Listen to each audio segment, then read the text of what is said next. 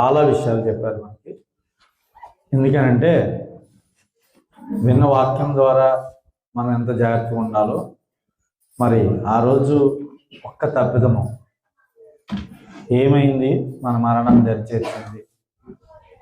కనుక ప్రజలు బిడ్డలారా, ఈ లోకంలో ఇద్దరే రాజులు ఉన్నారు.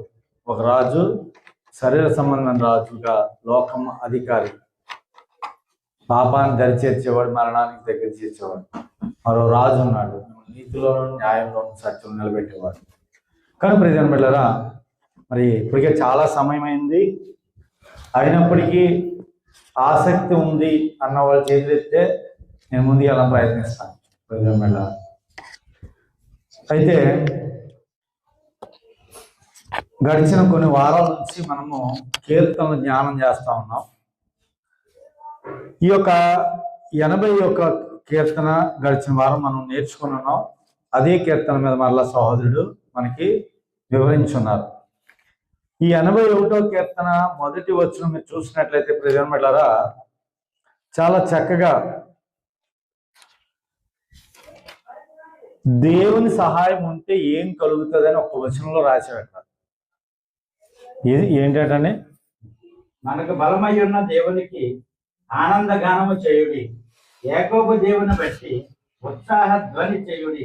ప్రజలు బిడ్డలారా, సహాయము దేవుడితో నువ్వు కలిగి ఉంటే ఎట్లాంటి వాతావరణం ఉంటుందని తెలియజేస్తా ఉన్నటువంటి కీర్తన ఇది.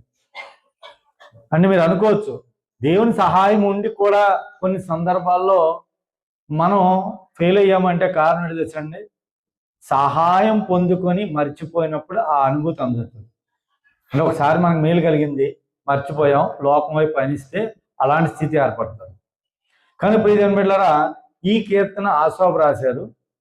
ఆసాపు రాసిన కీర్తన 81వ కీర్తనలో ఒక మాట ఉంది. మీరు ఏమన్నా చదివినప్పుడు చూశారు లేదో కానీ, నేను మళ్ళా 1వ వచనం వచ్చే ముందు ఈ యొక్క కీర్తనలో లోకం వద్దన్నది దేవుడు ఇక్కడ చెప్తా ఉన్నాడు. గమనించారు లేదో? చూసారండి? అర్థమవుతుందా? డైరెక్ట్గా చెప్తామనండి. అమావాస్య నాడు ఏ పనైనా చేస్తారా? మీరు చేస్తారా? మీరు చేస్తారమ్మా? మీరు చేస్తారా?